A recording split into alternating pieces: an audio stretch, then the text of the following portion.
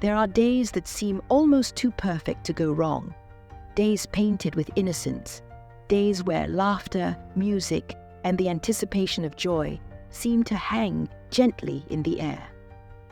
July 29th, 2024, in Southport, England, began as one of those days.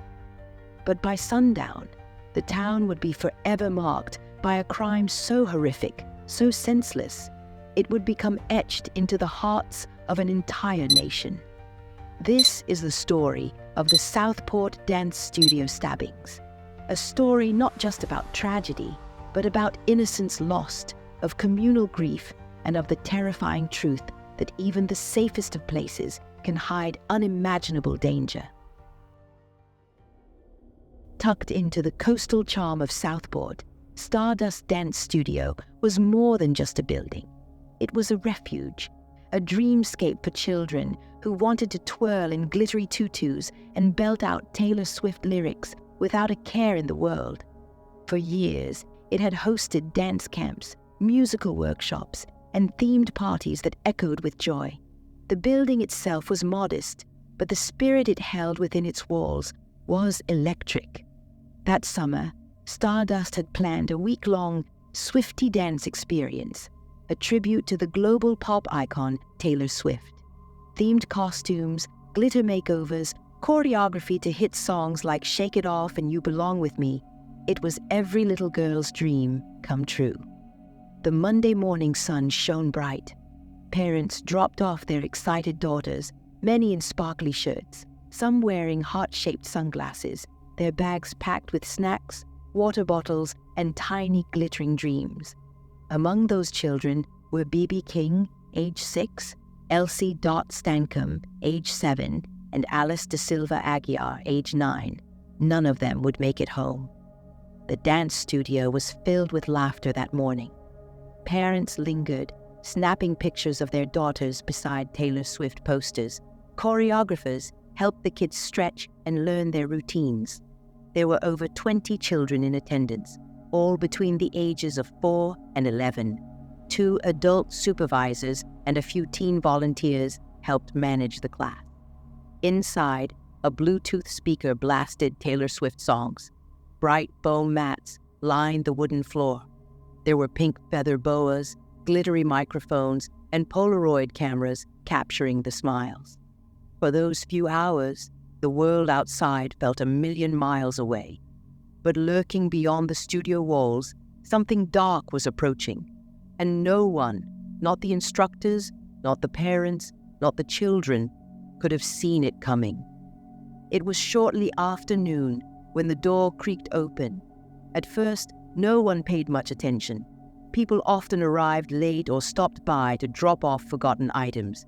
But within seconds, everything changed. Axel Rudakubana, 17 years old, dressed in all black, face unreadable.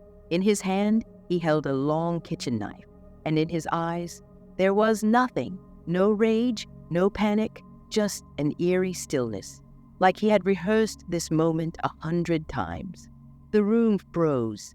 In that second of stunned silence, before the first scream, no one could have imagined what was about to unfold. Without a word, he lunged. He moved swiftly, no hesitation. He targeted the children first, aiming directly at the smallest ones. Panic erupted like a bomb. Children scattered, screaming.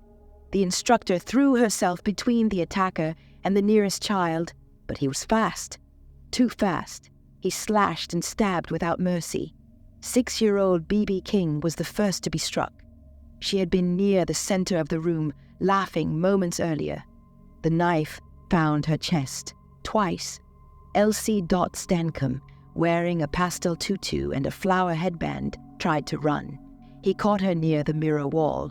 Alice De Silva Aguiar, known for her boundless energy and warm smile, was cornered as she tried to hide behind a speaker case.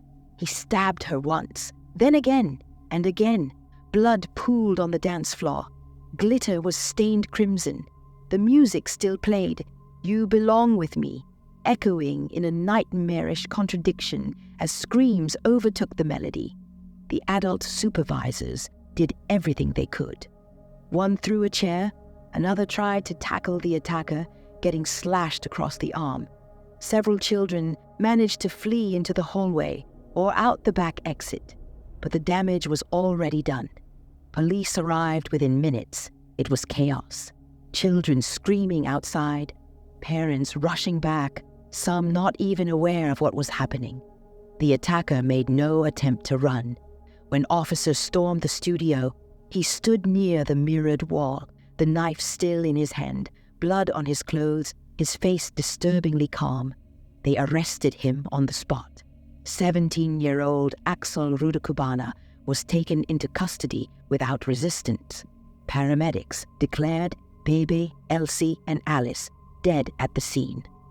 All three had suffered multiple stab wounds. Several other children were injured, including 2 girls who were later rushed to intensive care. 2 adults were also stabbed, both surviving with serious injuries. News of the attack spread like wildfire.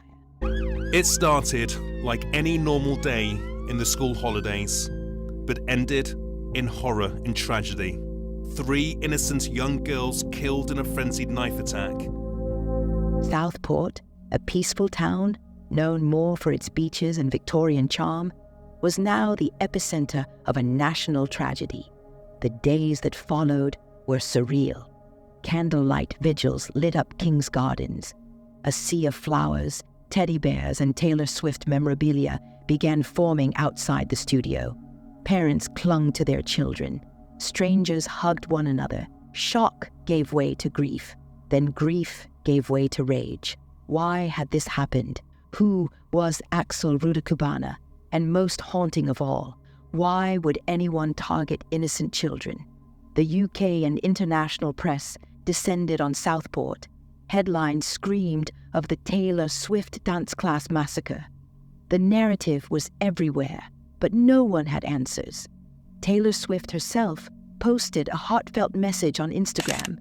The horror of yesterday's attack in Southport is washing over me continuously, and I'm just completely in shock. The loss of life and innocence, and the horrendous trauma inflicted on everyone who was there, the families and first responders. These were just little kids at a dance class. I'm at a complete loss for how to ever convey my sympathies to these families. Fans rallied. Online fundraisers were launched to support funeral expenses and medical costs for the injured. #SouthportStrong began trending. Swifties around the world lit candles, wore purple ribbons, and held moments of silence at concerts. But beneath the outpouring of love, something darker brewed. Who was this boy, and what had driven him to commit such horror? When the name Axel Rudakubana hit the headlines, it felt like an answer. But instead of closure, it only raised more disturbing questions. Who was this 17-year-old who walked into a room full of dancing children and unleashed unspeakable horror? Why a dance class? Why those girls? Why now? The questions piled up faster than the facts. Axel had lived in the Southport area for most of his teenage life. Born in the UK to Rwandan immigrant parents, he grew up in a modest home not far from the Stardust dance studio. On paper, he was just another kid, another quiet student in a crowded classroom. But those who knew him, even vaguely, described him in a similar way. Quiet, distant, odd. He wasn't a troublemaker. He had no significant criminal record, but he also wasn't connected. Teachers said he often appeared emotionally flat. Some classmates said he gave them weird vibes. A few remembered him as polite but socially awkward, barely speaking unless spoken to. He wasn't into sports. He didn't attend school dances. He never posted on social media. It was as though Axel lived life from the shadows, watching but never truly living. Then, as detectives dug deeper, one detail sent chills down investigators' spines. Forensic analysts found disturbing material on Axel's devices, search histories littered with violent fantasies, YouTube videos of mass and most troubling of all, searches specifically referencing how to without a gun, bypassing childcare security and even Taylor Swift dance class Southport schedule. The attack had not been impulsive. It had been premeditated. There were also encrypted chat logs that showed an unhealthy fascination with child-focused events. Detectives suspected he had scoped out the Stardust dance studio at least twice before the attack. It became clear Axel had targeted this event not randomly, but purposefully. What they couldn't find was motive. There were no manifestos, no angry posts, no notes, no political agenda, no religious extremism. Axel didn't fit any mold. Psychiatric evaluations would later suggest a severe detachment from reality, possible schizoid tendencies, high-functioning psychopathy, and moral blunting. But none of those terms offered comfort to grieving families. Why did he do it? To this day, no one knows, and the killer has never explained. In the weeks that followed the attack, the world saw the faces of those lost, but far fewer saw those who survived. 9-year-old Chloe Mason suffered 2 deep stab wounds and spent 9 days in the hospital. Her mother later said Chloe still wakes up screaming, certain the knife boy is coming back. Several children stopped speaking for days. Therapists were brought in, grief counselors, trauma teams, but there's no handbook for helping a child make sense of such horror. Parents, many of whom had only stepped away for lunch, now lived with an unbearable weight, guilt for not being there, for not stopping it, for not knowing. 3 tiny caskets, 3 communities grieving side by side. Bebe King's funeral was held first, a pastel pink coffin decorated with unicorn stickers and photos of her smiling in her Swiftie outfit. Hundreds lined the streets. Elsie Dott's funeral followed.